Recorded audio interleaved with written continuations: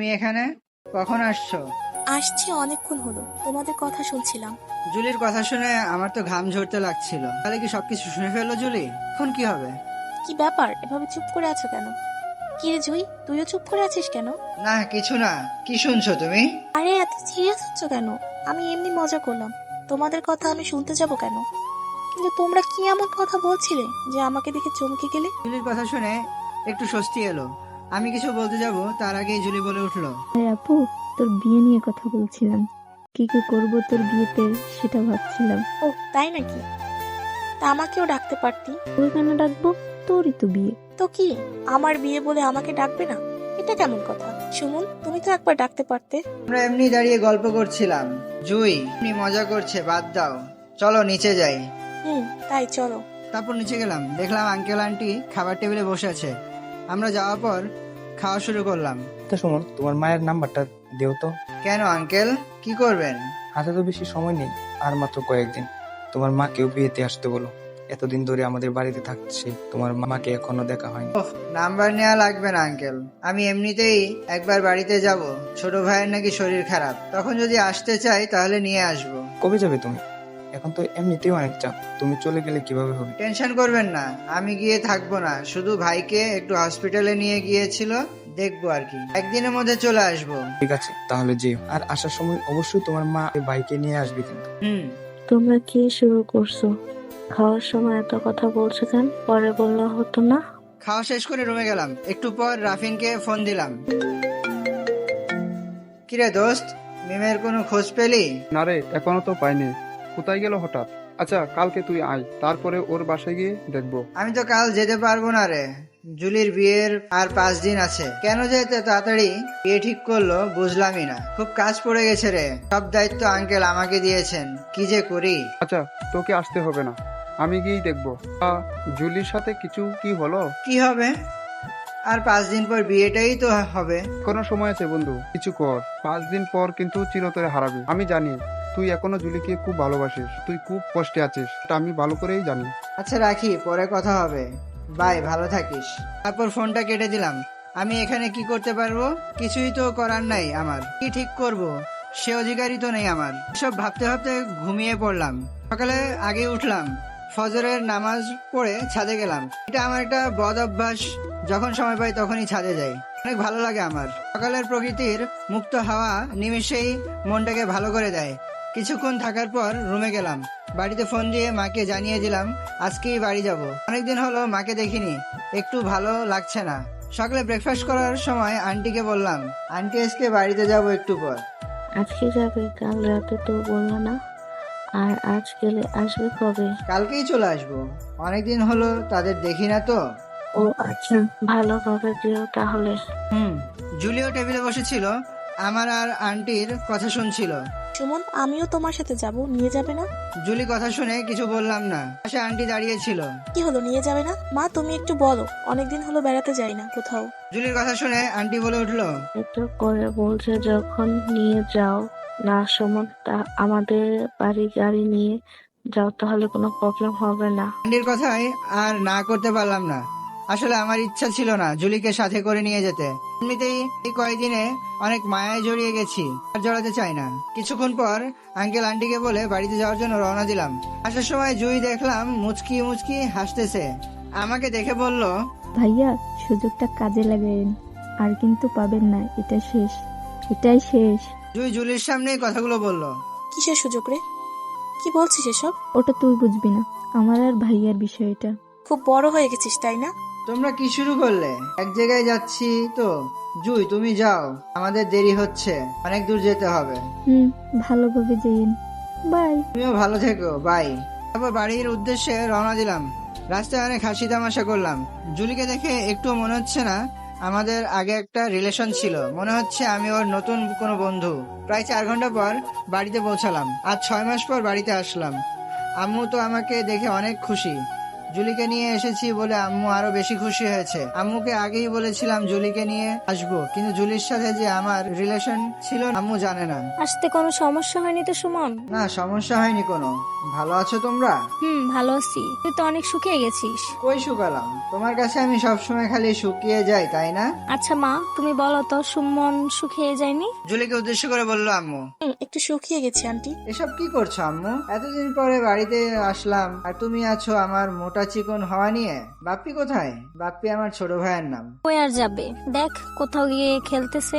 এত মানা করি তবুও শোনে না, আমাকে তো ভয়ই পায় না। তাই নাকি? আমি আসবো সেটাও জানে? জানার পর থেকে কয়বার জিজ্ঞেস করলো তোরা কখন আসবি। আমি বলছি ঠিক নাই। আচ্ছা ওকে ডাক দাও, অনেকদিন হলো দেখি না ওকে। এমনি আসবেনি একটু পর, দুপুর হয়ে গেছে না, তাই তোরা কবে যাবি? মাত্র আসলাম, এখনই যাওয়ার কথা ভাবতেছো আম্মু? আমরা মনে হয় কাল সকালে যাব। আজকেই তো এলি, আবার কালকে চলে যাবি?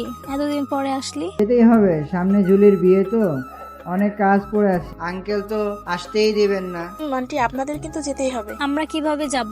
বাড়িতে তো আমরাই থাকি, আমরা গেলে বাড়ি দেখবে কে? আমি ওসব কিছু শুনবো না, আপনাদের যেতেই হবে। আচ্ছা মা, সেদিন আগে আসো, তোমরা রেস্ট নাও, অনেক দূর থেকে এসছো, আমি রান্না করে যাই। তারপর আম্মু চলে গেল। তোমার আম্মু অনেক ভালো মানুষ সুমন। ওহ, সবার মাই ভালো হয়, তোমার মাও অনেক ভালো। কিছুক্ষণ পর বাপ্পি কোথায় থেকে যেন আসলো, আমাকে থেকে দৌড়ে এসে জড়িয়ে ধরলো। অনেকদিন হলো তো দেখে না তো তাই। ভাইয়া কেমন আছিস?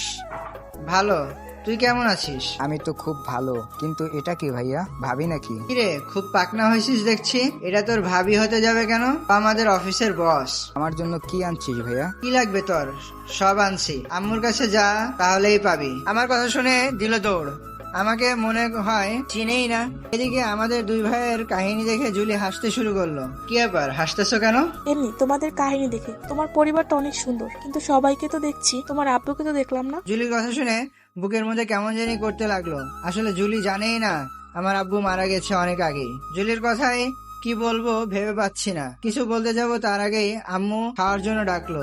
এই সুযোগে আমিও কথাটা এড়িয়ে গেলাম। চলো জুলি, খেতে যাই, আম্মু ডাকছে। এদিকে দেখলাম আম্মু রুই মাছের তরকারি রান্না করেছে। অনেকদিন পর আম্মুর হাতের খাবার খেলাম। আম্মুর হাতের খাবারে স্বাদই অন্যরকম, যা অন্য কোনো খাবারে নাই। খুব সুন্দর হয়েছে আন্টি, এত টেস্টি খাবার আমার বাড়িতেও খাইনি। কি যে বলো না মা, তোমরা হচ্ছে ধনী মানুষ, আমি তো এই সামান্য রুই মাছ রান্না করেছি, যতটুকু সাধ্য ছিল ততটুকুই করেছি মা, তুমি কিছু মনে করো না। আরে আন্টি কি যে বলেন, খাবারটা সত্যি ভালো হয়েছে। আর এতটুকু বলছেন কেন? অনেক কিছুই তো করেছেন, শুধু শুধু এসব কথা বলে আমাকে লজ্জা দিয়েন না। জুলির কথা শুনে আম্মু মুচকি হাসলো। খাওয়া শেষ করে রুমে গিয়ে কিছুক্ষণ গল্প করলাম সবাই মিলে। বিকেলের দিকে জুলিকে নিয়ে ঘুরতে গেলাম গ্রামটা দেখতে। গ্রামের প্রকৃতির সৌন্দর্য সত্যি অপরূপ। এতদিন মনে হয় প্রাণহীন শহরে ছিলাম, সেখানে ভালোভাবে শ্বাসও নেওয়া যায় না। তোমাদের গ্রামটা কিন্তু খুব সুন্দর সুমন, আমার খুব ভালো লেগেছে। তাই নাকি? সামনে চলো, আরো ভালো লাগবে। নদীর পাড়ে চলো যাই। নদীও আছে তোমাদের গ্রামে? তাহলে তাড়াতাড়ি চলো, দেরি করছো কেন? কই দেরি করলাম, যাচ্ছি তো। চলো। যাওয়ার সময় একজন হঠাৎ ডাক দিল। কি রে সুমন্দা? খেয়াল করে দেখলাম কয়েকজন বন্ধু, ওরা গ্রামেই থাকে। খুব ভালো বন্ধু ছিল আমার। শহরে চলে গেছিলাম, তাই কারোর সাথে তেমন কথা হয়নি। জুলি, তুমি একটু দাঁড়াও, আমি আসছি। কি রে তুই এখানে? দেখেও না দেখার ভান করে চলে যাচ্ছিস? বড় লোক হয়ে গেছিস খুব না? না রে, বড়লোক হতে যাব কেন? আমি তোদের দেখতে পাইনি, দেখতে পেলে অবশ্যই কথা বলতাম। আচ্ছা, ভুল হয়ে গেছে।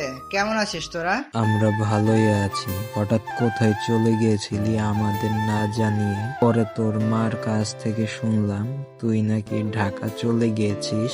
রে, ঢাকায় গেছিলাম, হঠাৎ গেছিলাম তো, তাই তোদের বলতে পারিনি। কিছু মনে করিস না। মনে তো করাই লাগে মামা, তুই বিয়ে করছিস আর আমাদের দাওয়াত দিলি না। ওই বিয়ে করলাম, পাগল হলি নাকি তোরা? আমি বিয়ে করলে তোদের দাওয়াত দিব না? দাওয়াত আর কই দিলি মামা? ওখানে দাঁড়িয়ে আছে ওইটা কে তাহলে? এর আগে তো কোনোদিন দেখিনি। ওহ, ওইটাই জুলি, যার কথা তোদের আগে বলেছিলাম। কি? ওইটা জুলি? কিভাবে কি হলো রে বন্ধু? কিছু তো বুঝতেছি না, খুলে বলতো। এখন না, রাতে দেখা করবানি তোদের সাথে। এখন জুলিকে নিয়ে ঘুরতে বের হয়েছি। ওহো, আচ্ছা, তাহলে সন্ধ্যায় হাসেম মামার চায়ের দোকানে আসিস। অনেকদিন হলো আড্ডা দিই না। তারপর জুলির সাথে আবার হাঁটতে লাগলাম। ওরা কারা? তোমাকে ডাকছিল কেন? আমার গ্রামের বন্ধুরা, অনেকদিন পর আসছি তো, তাই ডাকছিল। ও, এখন তাহলে নদীর পাড়ে চলো। চলো। এত ধৈর্য হারা হচ্ছ কেন? নিয়ে তো যাবই। এই প্রথম নদী দেখবো, ধৈর্য হারা হবো না? গ্রামে আমাদের কোনো আত্মীয় নেই, তাই গ্রামে আসাই হয় না। তাই নাকি? এখন তো এসেছো, চলো তোমাকে আজ অনেক কিছু ঘুরিয়ে দেখাবো। তারপর জুলিকে নিয়ে নদীর পাড়ে গেলাম। জুলি তো দেখেই অবাক হয়ে গেছে। এত সুন্দর জায়গা এর আগে কখনো দেখিনি আমি। এত সুন্দর জায়গা, সত্যি খুব সুন্দর। এত প্রশংসা করো না। সাঁতার জানো তুমি? একটু একটু পারি। কেন? না, এমনি। তাহলে চলো নৌকা নিয়ে ঘুরতে যাই নদীর মধ্যে। সত্যি যাবে? আমার তো বিশ্বাস হচ্ছে না। আরে অবিশ্বাসের কি আছে, চলো। একটা নৌকা নিয়ে নদীর মধ্যে ঘুরতে গেলাম। জুলি খুব খুশি হয়েছে। ওর হাসি মাখা মুখটা দেখে সুন্দর লাগছিল। মনে হচ্ছে সারা জীবন গ্রামে রেখে দেই, কিন্তু সেটা তো কোনোভাবেই সম্ভব না। 5 দিন পর ওর বিয়ে। সুমন, আমার খুব ভয় করতেছে। কেন ভয় করবে? কিসের জন্য? আমি তো আছি। তবুও ভয় করছে। তোমার কাছে এসে বসি। আচ্ছা আসো।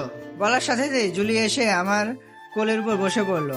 আমি ওর কাণ্ড দেখে অবাক হয়ে গেলাম। আরে কি করছো? পাগল হলে নাকি? কেন, কি করলাম? ভয় করছিল তাই তোমার কাছে এসে বসলাম। ভয় করছিল বলে এত কাছে এসে বসবে? এখন তো আমার ভয় করতেছে। তোমার কেন ভয় করবে? তোমার তো ভালোই লাগছে। তোমার আর 5 দিন পর বিয়ে, কিন্তু জুলি এসব কি ঠিক হচ্ছে? তুমি বলো তো। কি ঠিক কি বেঠিক সেটা আমাকে বোঝাতে এসো না। বিয়ে তো আমার, তাহলে সমস্যা তো আমার হওয়ার কথা। তোমার হচ্ছে কেন? আর কিছু বললাম না। অনেকক্ষণ ঘুরলাম এভাবেই। সবই ছিল হাসি ঠাট্টা, কিন্তু ভালোবাসাটা শুধু ছিল না। সন্ধ্যার দিকে বাড়িতে আসলাম দুজন। ফ্রেশ হয়ে বন্ধুদের সাথে দেখা করতে গেলাম আম্মুকে বলে। জুলি আর আম্মু বাপ্পির সাথে গল্প করছিল। আচ্ছা মা, তুমি কত দূর পড়াশোনা করেছো? আমার পড়া শেষ আন্টি। কি নিয়ে পড়াশোনা করেছো? কমার্স নিয়ে। আমাদের কোনো ভাই নেই, তো তাই আব্বুর ব্যবসা সামলানোর জন্য কমার্স নিয়ে পড়েছি। আমার সুমনের ইচ্ছা ছিল ডাক্তার হবে, কিন্তু ছেলেটা আর পড়তেই পারলো না। কেন, কি হয়েছে আন্টি? সুমন হঠাৎ পড়া বাদ দিয়েছিল কেন? সবই কপালের দোষ। তোমার আঙ্কেলের কাঁচা বাজারের ব্যবসা ছিল, অনেক ভালোই চলতাম। সুমন ভালো ছাত্র ছিল, তাই শহরে পড়াতে শুরু করলাম। কিন্তু হঠাৎ তোমার আঙ্কেল রোড অ্যাক্সিডেন্টে মারা গেছিল। তখন পরিবারে অনেক ঋণ ছিল। সুমনও কি করবে ভেবে পাচ্ছিল না। পরে পরিবারের কথা ভেবে ইচ্ছা করেই পড়া ছেড়ে দিয়েছিল। আমিও মানা করতে পারিনি। কিভাবে মানা করতাম বলো? আমি তো আর টাকাই করতে পারতাম না। আন্টি কি বলছেন এসব? এত কিছু হয়ে গেছে সুমনের উপর দিয়ে, আমি তো কিছুই জানি না। কেন, সুমন তো আমাকে কিছু বলে নাই? না তো, কিছুই বলেনি আমাকে। এত কষ্ট করেছে সুমন আপনাদের জন্য। ভাগ্য করে এমন একটা ছেলে পেয়েছিলাম। আমাদের কথা ভেবে ওর নিজের ভালোবাসা বিসর্জন দিয়েছিল। অনেকদিন দেখেছি রাতে একা একা কাঁদতে, কিন্তু আমি দেখেও কিছু করতে পারিনি। আমার করার মতো কিছুই ছিল না। এসব বাদ দেন আন্টি, এখন তো সব ঠিক হয়ে গেছে। এসব ভেবে আর কষ্ট পেয়ে লাভ আছে? তাই তো, আর কষ্ট পাই না। সবকিছু মানিয়ে নেওয়ার চেষ্টা করছি। অনেকক্ষণ বন্ধুদের সাথে আড্ডা দিলাম, তারপর বাড়ির উদ্দেশ্যে রওনা দিলাম। কি রে, এতক্ষণ কই ছিলি? কয়টা বাজে দেখছিস? ইমামুলদের সাথে দেখা করতে গেছিলাম। কয়টা আর বাজবে? 9টার মতো। ঘড়ি কি দেখছিস নাকি না দেখে বলতেছিস? আম্মুর কথা শুনে ঘড়ির দিকে তাকালাম। তাকিয়ে দেখি 11টা বেজে গেছে। বন্ধুদের সাথে আড্ডা দিতে দিতে কখন যে 11টা বেজে গেছে খেয়ালই করিনি। আসলে বুঝতে পারিনি। তোমরা খাওয়া দাওয়া করছো? না, তোকে রেখে কি করে খাবো? তাছাড়া জুলিও খেতে চাইলো না, বললো তুই আসলেই নাকি খাবে। ওহ ঠিক আছে, তাহলে জুলিকে ডাক দাও। তারপর খাওয়া দাওয়া শেষ করে ঘুমাতে গেলাম। জুলি আম্মুর সাথে ঘুমিয়েছে, আমি আর বাপ্পি একসাথে ঘুমিয়েছি। সকালবেলা আগেই ঘুম থেকে উঠলাম। আম্মুকে বলে রেখেছিলাম আগেই যেন ডাক দেয়, তাড়াতাড়ি যেতে হবে। দেখলাম জুলি এখনো ঘুম থেকে উঠেনি। কিছুক্ষণ পর আম্মুকে দিয়ে জুলিকে ডাক দেওয়ালাম, দেরি হয়ে যাচ্ছে দেখে। সবাই মিলে সকালের ব্রেকফাস্টটা করে নিলাম। তারপর রেডি হয়ে জুলির বাড়ির উদ্দেশ্যে রওনা দিলাম। আসার সময় আম্মু বলল, সাবধানে যাস বাবা। তোমরা ভালো থেকো, আর কোনো কিছু লাগলে বলো কিন্তু। ঠিক আছে, এখন থেকে বলবো। আন্টি ভালো থাকবেন, আর বিয়ের আগের দিন আমি গাড়ি পাঠিয়ে দিব, অবশ্যই যাবেন কিন্তু। মা, যাবো। তুমিও চিন্তা করো না, সাবধানে যেও, কেমন? বাপ্পিকে দেখলাম তাকিয়ে আছে আমার দিকে। আমার আর বুঝতে বাকি রইল না বাপ্পি কি বোঝাতে যাচ্ছে। কিছু টাকা দিলাম, এই টাকাগুলো নে, কিছু কিনে খাস, আর আম্মুকে দেখে রাখিস। আর শুনলাম অনেক দুষ্টু হয়ে গেছিস, বলে দুষ্টুমি না করে মন দিয়ে পড়াশোনা কর। ভাইয়া। বলেই দিল এক দৌড়। তারপর আম্মুর কাছ থেকে বিদায় নিয়ে রওনা দিলাম। আমি গাড়ি চালাতে লাগলাম। কিছুক্ষণ পর, সুমন, গাড়ি থামাও, তোমার সাথে আমার কিছু কথা আছে। কি বলবে বলো? গাড়ি থামাতে বলছো কেন? আমি বললাম তুমি থামাও। ঠিক আছে, আর একটু সামনে গিয়ে দাঁড় করাই। বুঝতে পারছি না জুলি কি এমন বলবে যে গাড়ি থামাতে বলছে। একটু পর একটা নির্জন জায়গায় গাড়ি থামালাম। বলো কি বলবে? তুমি এত স্বার্থপর কেন? কেন? আমি আবার কি করলাম তোমার সাথে? কি করনি? তোমার আব্বু মারা গেছে, এটা আমাকে এতদিন বলনি কেন? আরে এসব কথা তুলছো কেন? আব্বু তো অনেক আগেই মারা গেছে, এসব বলে কি লাভ? চলো, দেরি হয়ে যাচ্ছে। কথা এড়িয়ে যাওয়ার চেষ্টা করো না, যা বলছি ভালোভাবে উত্তর দাও। উত্তর দেবো? হ্যাঁ, আব্বু তো আমার মারা গেছে, এখানে তোমাকে কি বলবো? তাছাড়া এর আগে তো অনেকবার বলতে চেয়েছি, শুনেছো কখনো আমার কথা? এখন এসব কথা তুলছো কেন? একদমে কথাগুলো বলে ফেললাম, খুব রাগ হচ্ছিল। সরি সুমন, আমাকে প্লিজ ক্ষমা করে দাও, আমি বুঝতে পারিনি। কিছু তোমাকে বুঝতেও হবে না, আসলে তুমি আমাকে কোনোদিন ভালোই বাসনি, ভালোবাসলে কখনো অবিশ্বাস করতে না। আমি অনেক বড় ভুল করেছি সুমন, প্লিজ এবারের মতো ক্ষমা করে দাও। আচ্ছা, ক্ষমা করে দিলে সব শেষ হয়ে যাবে? আর 4 দিন পর তোমার বিয়ে, ভুলে যেও না কিন্তু। তো এইসব পাগলামি বাদ দিয়ে চলো বাড়িতে যাই, অনেক কাজ পড়ে আছে। জুলি কিছু আর বললো না, গাড়িতে উঠে বসলো। আমি আবার গাড়ি চালাতে লাগলাম। রাস্তায় আর কোনো কথা বললাম না। রাগ কি শুধু ওরই আছে নাকি আমার নেই? আমি কতবার বলার চেষ্টা করলাম, তখন শুনলোই না। আজ আসছে অধিকার ফলাতে। দুপুরের দিকে জুলিদের বাড়ি পৌঁছালাম, তারপর আঙ্কেল আন্টির সাথে কথা বলে যে যার রুমে চলে গেলাম। কিছুক্ষণ পর আন্টি খাওয়ার জন্য ডাকলো। খেতে গিয়ে দেখলাম জুলি আসেনি খেতে। আমি বসে খাওয়া শুরু করলাম। তোমার পরিবারের সবাই কেমন আছে? ভালো আছে আঙ্কেল। তোমার আম্মু আর ভাইকে আসতে বলছো তো? বলেছি, বিয়ের আগের দিন আসবে। ও তাই নাকি? তোমার মা আসবে শুনে খুব ভালো লাগলো। আচ্ছা সুমন ভাইয়া, জুলিয়াপুর কি কিছু হয়েছে নাকি? জুইয়ের কথা শুনে চমকে উঠলাম। জুই আঙ্কেল আন্টির সামনে কি বলছে? তারপর নিজেকে কন্ট্রোল করে বললাম, কেন, কি হবে? আসার সময় তো ভালোই ছিল, কিছু হয়েছে নাকি? না, আবার খেতে ডাকলাম তাও আসলো না, তাই বললাম আর কি। ও, আমিও জানি না, হয়তো জার্নি করে এসেছে তাই এমন করছে। আমারও তা মনে হয়। আচ্ছা সব বাদ দাও, তোমরা খাও, আমি জুলির রুমে খাবার দিয়ে আসবো। তারপর খাওয়া শেষ করে রুমে চলে আসলাম। আমি তো বুঝতে পারছি জুলি কেন খেতে আসেনি। হঠাৎ জুলি আমার আব্বুর কথা শুনলো কিভাবে? হয়তো আম্মু বলেছে, এই জন্যই আমি জুলিকে নিয়ে যেতে চাইনি। যাই হোক, জুলির সাথে এই বিষয়ে কথা বলতে হবে, আমার যেভাবেই হোক বিষয়টা ঠিক করতে হবে। আর 4 দিন পর জুলির বিয়ে। এখন অঘটন ঘটে গেলে আঙ্কেলের সামনে আমার সম্মান থাকবে না। তার চেয়ে ভালো আগে থেকেই বিষয়টা সেরে ফেলি, সেটাই ভালো হবে। এসব ভাবতে ভাবতে রাফিনকে ফোন দিলাম। কিছুক্ষণ রিং হওয়ার পর ধরলো। কিরে, কোথায় তুই? আমি তো জুলিদের বাড়িতে, তুই কোথায়? আমিও বাড়িতে আছি, কিন্তু একটা সমস্যা হয়ে গেছে রে দোস্ত। কি সমস্যা? কিছু হয়েছে নাকি তোর? আমার কিছু হয়নি, তুই এখন একটু আমাদের বাড়িতে আসতে পারবি? আসতেছি। এই বলে রাফিনদের বাড়িতে চলে গেলাম। গিয়ে দেখলাম মিমও ওদের বাড়ি আছে। কি হয়েছে রে, এত তাড়াতাড়ি আসতে বললি? বন্ধু, খুব বড় সমস্যা হয়ে গেছে, কি করব কিছু বুঝতে পারছি না রে। কি সর্বনাশ! আর মিম তোদের বাড়ি কেন? তো মিমের আব্বা আম্মু রোড অ্যাক্সিডেন্টে মারা গেছে 3 দিন আগে, এই জন্যই অফিসে যায়নি মিম। কি, কিভাবে হলো এটা? ওর আব্বা আম্মু মার্কেট করতে গেছিল, মিমের অফিস ছিল বলে যেতে পারেনি। আসার সময় রোড অ্যাক্সিডেন্টে মারা গেছে। আমি মিমকে হাসপাতাল থেকে আমাদের এখানে নিয়ে আসছি। ওর এই শহরে আপন বলতে নাকি আর কেউ নেই। ফেনের কথা শুনে মিমের কাছে গেলাম। আমাকে দেখে জড়িয়ে ধরে কাঁদতে লাগলো। আমি কি বলবো ভাষা খুঁজে পাচ্ছিলাম না। কি বলে সান্ত্বনা দেব? মিম, কেঁদো না, যা হবার তা হয়েই তো গেছে। আল্লাহ যা করে ভালোর জন্যই করে। আর কাঁদছো কেন? আমরা তো আছি। আমার সাথে এরকম কেন হলো ভাইয়া? আমি কি ভুল করেছিলাম যে আল্লাহ আমার সাথে এরকম করলো? প্লিজ কেঁদো না, সবাই তো আর চিরদিন বেঁচে থাকে না। নিজেকে শান্ত করো। কিভাবে শান্ত হব ভাইয়া? এখন আমার কি হবে? কেউ নাই আমার এই পৃথিবীতে এখন। আরে এভাবে বলছো কেন? কেউ নাই তো কি হয়েছে? আমি তো আছি, রাফিন আছে, আমরা তোমার দেখাশোনা করব। তোমার কিছু হবে না, দেখো। আমার কথাগুলো শুনে মিম আমাকে আরো শক্ত করে জড়িয়ে ধরলো। আমিও মিমকে জড়িয়ে ধরলাম। কি করব, মেয়েটা অনেক নার্ভাস হয়ে গেছে। তারপর মিমকে অনেক বোঝালাম, কিন্তু কিছুতেই বুঝতে চাচ্ছে না, আমাকে আসতে দিতে চাচ্ছে না। অনেক কষ্টে বুঝিয়ে সন্ধ্যার দিকে জুলিদের বাড়ির দিকে গেলাম। আমাকে দেখে আঙ্কেল আন্টি দৌড়ে আসলো। কোথায় গিয়েছিলে সুমন? তোমাকে কতবার ফোন দিয়েছি, একবারও ফোন ধরোনি। একটু ব্যস্ত ছিলাম তাই খেয়াল করিনি। কেন, কি হয়েছে আঙ্কেল? আপনাদের এমন দেখাচ্ছে কেন? কোনো কিছু কি হয়েছে? বাবা, অনেক বড় সর্বনাশ হয়ে গেছে। জুলি এমন কাজ করবে কখনো ভাবতে পারিনি। তারপর কথা শুনে বুকের মধ্যে কেমন যেন করে উঠলো।